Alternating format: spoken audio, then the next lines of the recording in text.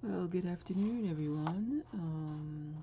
I just uploaded some different software. Hopefully, I'll get better videos. It took me a while to figure out how to, well, not upload, download, and work the features, but I think I got it going now. But anyway, today I want to talk about some things I discovered while working with various features of the Cricut Explorer 2. I came across a really nice font and I decided that I wanted to make a sampler. So I also had a pen that wrote gold ink, but what I didn't do, I didn't test it on the black paper first. So it came out really light. So what I did was I got the idea. I said, well, let me just sprinkle some glitter on it, and that would make it show up more. And that effect worked pretty good.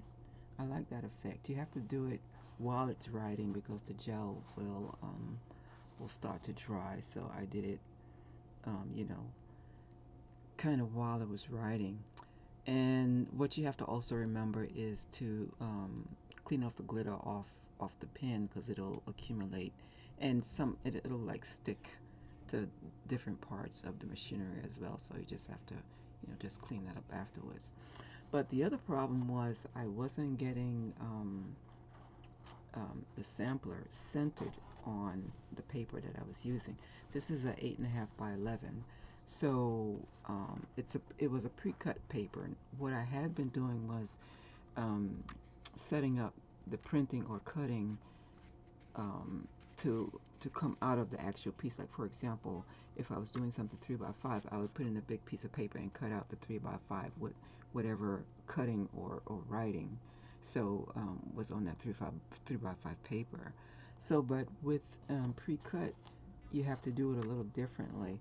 And there's actually an adjustment you can make when you go to print. There's a little option to the left that says materials, and then you just go to the drop down arrow and you select 8.5 by 11, which is what this is. So after a few errors, I tried it again on the blue because I wanted to do um, the gold pen and also use the glitter, but then it was still not centered. So I said, well, let me try on plain paper so that until I figure it out, I'm not wasting a lot of paper. So that's something else you might want to consider if you want to try something out, to just use, plain paper until you figure out the, the logistics of setting up the way you want it. So finally, after I actually went to the manual. If you go to the help section, there's a manual, and you can research whatever information you're looking for to help you with your design. And I located that option about changing the settings for the materials, because what the machine does is by default it automatically will take whatever paper you load into the machine. It'll shove it to the upper left hand corner of the mat.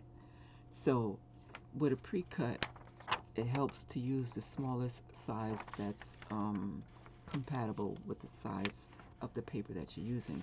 And there happens to also be 8.5 by 11.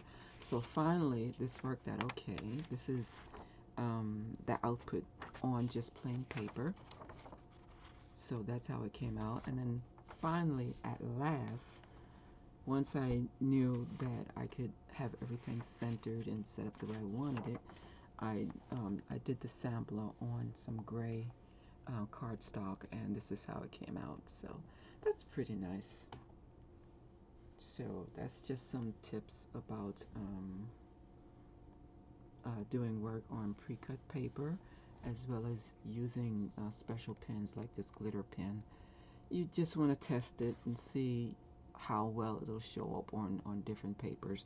I assumed that because it was gold that it was gonna show up gold on the black, but it just really didn't. It kind of got lost in the black. So then I immediately got the idea to just throw some glitter on it because it's gel. So the glitter will stick to the gel. It also stick to page, which is not a bad effect as well. So it shows up nice on the blue though. On the blue it's really pretty. I might do another sampler now that I know how to center it. I want 8.5 by 11. So, alright, but anyway, yeah, and I'm working on some other projects with hieroglyphics and stuff, working out the logistics of that, trying to get the right size and things like that. But when I'm done with those projects, I'll share my experience as well. And I hope this was helpful to someone. And this font is actually available now as part of the additional items that have been added to the images options. I don't know how long it's going to be there, so this was posted in an email that Cricut was posting some additional new free images, so I went to see what was there, and this wonderful font was there, so I decided to make this nice sampler.